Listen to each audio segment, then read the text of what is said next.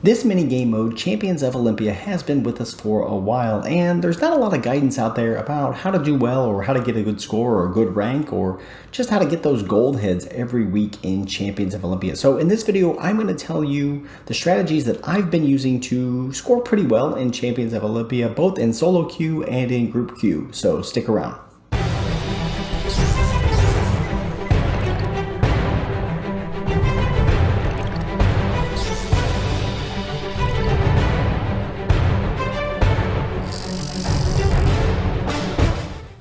What's up, everybody? Psych out here with another Rise of Kingdoms video. As I mentioned in the intro, Champions of Olympia is this mini game, and it comes around about every week. There's sometimes a little break between seasons, but we're in the middle of this season 3 of Champions of Olympia.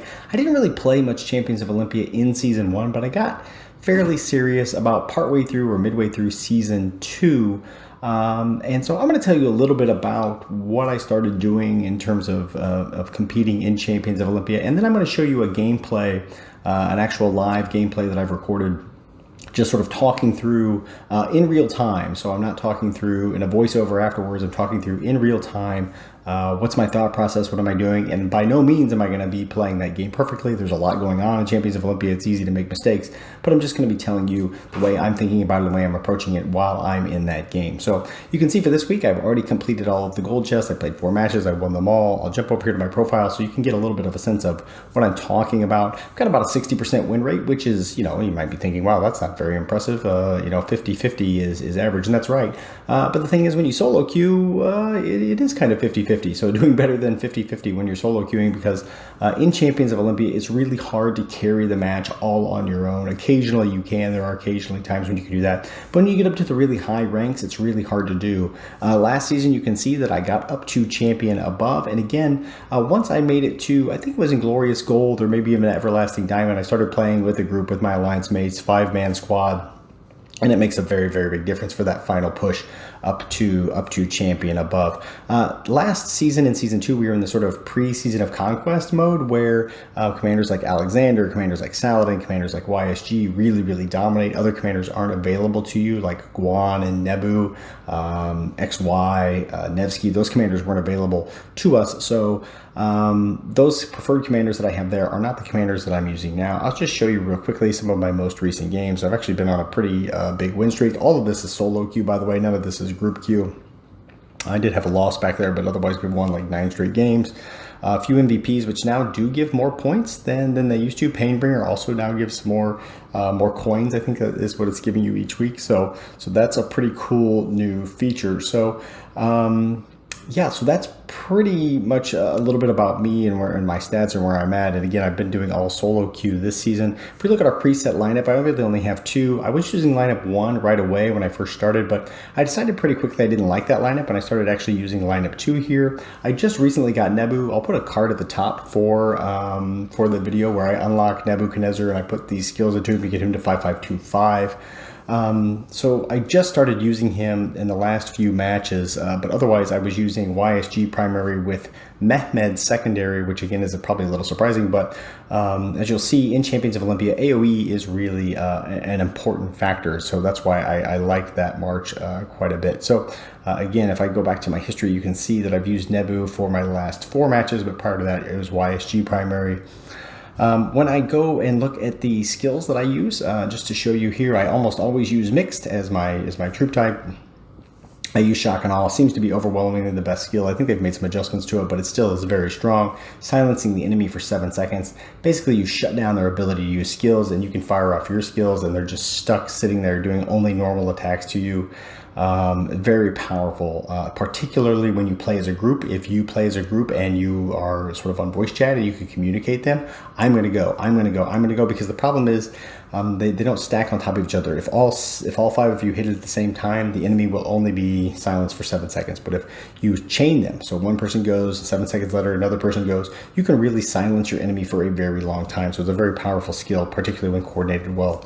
I also use Inspiring Ballad. They just made an adjustment on this and you'll see that in the game where it starts on cooldown now. It used to be that when the game started, you could actually use Inspiring Ballad before you even left the gate, and your troops would already be building up this rage. It seems a little weird, but you can actually store up rage before you even get into the fight. So that's the thing about Inspiring Ballad. You want to use it before you fight, store up that rage so that when the battle breaks out, you immediately fire your skills, giving you a tremendous advantage as soon as the battle starts.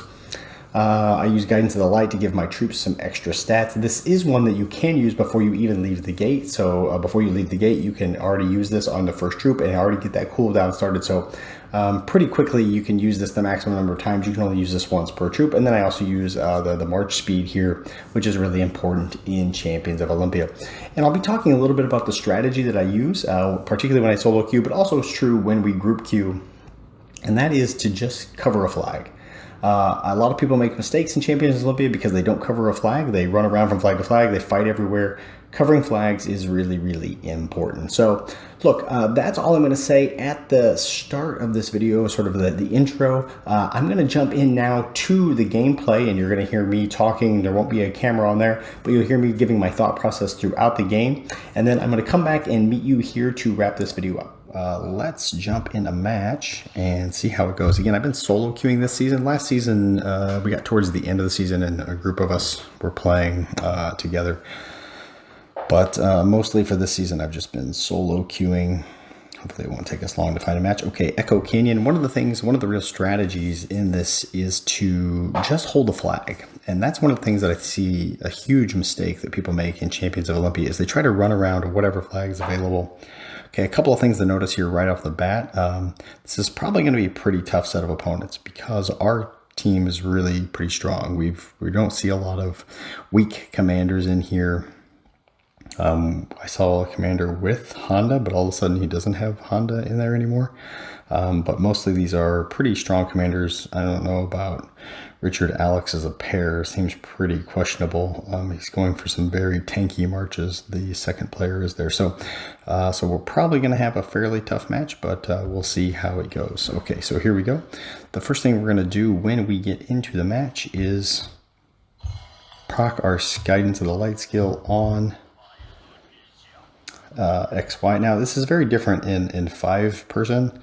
In a 5-person match, you're going to you're going to know which flags you're going to as a team. In this match, we don't really know. Is anybody going to go to the bottom flag? I'm not sure. It looks like we've got plenty of people going middle, so I'm going to go. Oh no, looks like somebody is going to go there, so let's go middle. And I'm using the march speed and. Oh, did I capture? Yes, I got all my marches with that skill. Okay. Is this guy going to fight? No, he's going to run away. Is this guy going to fight? If he is, let's target him. All right, so we're going to try to kill this Alex first, I guess. And after that, we're going to hit the Guan. So I'm preparing my targeting on the Guan. Ooh, I'm being focused. This is not good for my XY. All right, put another skill. All right, there we go. Clear that area. Now we're going to heal up. And again, a lot of people would take off and run for another flag, but what you want to do is you want to really just hold a flag. So we're going to proc Inspiring Ballad, get my rage gen going again. It looks like one of those. Fortunately, my Nebu won't have his rage up. Okay, let's check what's going on this flag. Do we need to come back to it? I don't think so. We might lose it for a second, but I'm not that worried about that. Okay, this flag is definitely trouble here. Let's focus this Guan. Okay, he does have an XY, so we're going to need to get that. Okay, we got the Guan down. Get the last skill on my Guan. Okay, some XY Nevsky, so it's very strong, and it is dead. And now, there. I'm going to save that since it looks to me like we're going to kill this without much trouble. Okay, again, it's pretty heavily targeted. We're up by 600 points. Try to heal. You can see the enemy has popped their skill. Or starting to pop all their skills. 10 seconds to heal up, and then I can go back to the middle and try to attack all of these things. Almost healed. Is everybody healed? I can't tell if they're healed or not. I think they're all healed. Okay, here we go. The Nevsky is down, so we need to focus something. Come on. Okay, he's running. So I think I'm actually just going to follow. Normally you don't want to chase, but we have so many in the middle. It seems like there's no point in just letting him come down here for free. Yeah. He's just going to die there, so I don't see any point in going there. I will come back to the middle. Again, just trying to hold a flag because you know the enemy is going to try to snake this one. And I do have my shock and awe ready for this fight that I'm about to take. I'm going to focus his Nevsky.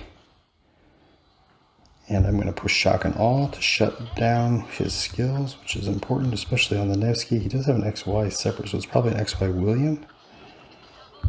Shock and awe makes a huge difference there. You can see the AoE damage just really wrecked his Saladin March as well, so that was very good results. Okay, and again, I'm not going to chase here. I just want to hold the flag. We've got 3 flags, and that's kind of the name of the game. It's just hold flags, get points. A lot of people just try to chase and they go after every single flag. They try to get 5 flags, and you run a risk of losing the game. What you want to do is just keep gaining points, keep gaining your lead to where it's impossible for them to catch you. And you do that by just holding the flag. You can see there's an enemy who's coming to try to take this flag. And, okay, so he bailed out. So now I can check to see. Looks like we should be all right on that flag. It looks like we're going to gain this one back. So I'm just going to hang. Feels a little weird to stand around and do nothing, but yeah, see, we were going to get that flag. So me running down there would do no good. Prepare myself for another fight in the middle, potentially.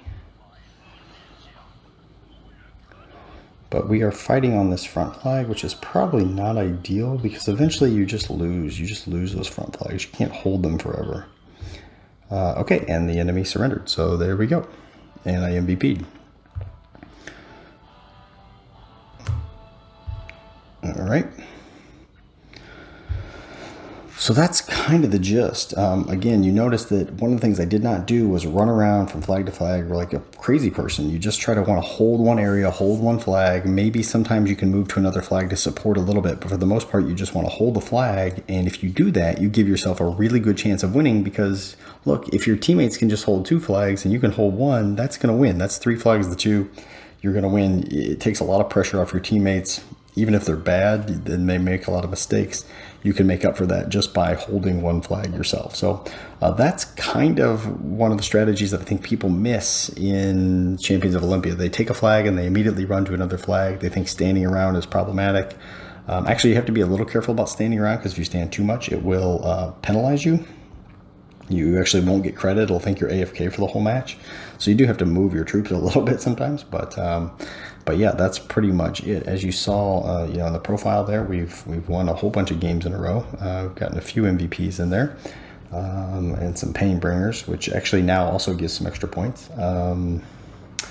But yeah, that's kind of it. We are a glorious gold 1 with 5 stars. So the next win, can jump into ranked matches. Next win will take us up to everlasting diamond. So and you saw that we've got all of these. We've won 4 matches, so we've got all of those. We do need to pick up another 1.4k tokens this week and get those kinds of things from the shop. In terms of the shop, you want to get yourself to champion above. I don't really prioritize the legendary commander sculptures. I do prioritize this and this. I find that there's lots of ways to get legendary commander sculptures now, so these are the 2 primary things I want to get. After that, I would probably go for the legendary commander sculptures. The AP pots are really good, and probably maybe crystal keys. And if you really have a ton of coins saved up, then maybe the 3-hour training speed ups are pretty good value as well. Okay, guys, that's it. I hope you learned a little bit about Champions of Olympia, sort of how to play the game strategically.